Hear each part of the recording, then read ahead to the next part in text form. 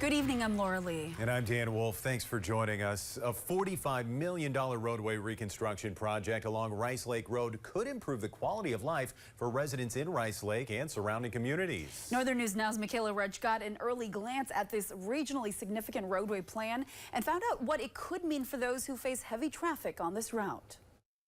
Pedestrian and bike improvements, roundabout intersections, and regional mobility implications are just a few of the many components of the $45.5 million Rice Lake Road project, funded through federal and state grants. Anytime a community leverages its infrastructure, opportunities created, job creation, increased tax base, and I have no doubt that this project is going to do something very similar for the city of Rice Lake.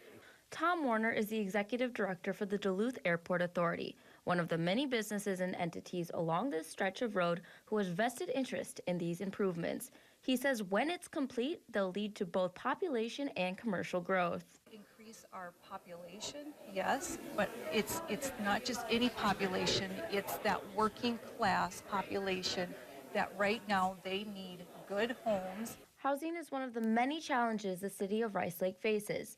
The mayor of Rice Lake, Suzanne Herstead, says jobs come where houses are supplied. That's the shortage in our area that we are hoping to address, and we're hoping to put it right there along that commercial corridor. The planned corridor is a key commuter and truck route for the Duluth area, connecting communities of the East Iron Range.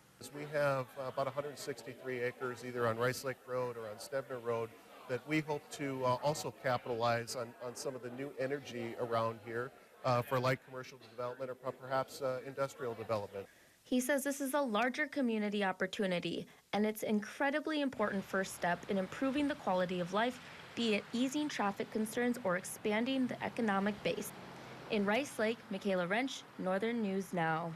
Michaela, thank you. Right now, the project is in the design process. Construction is anticipated to begin in 2028.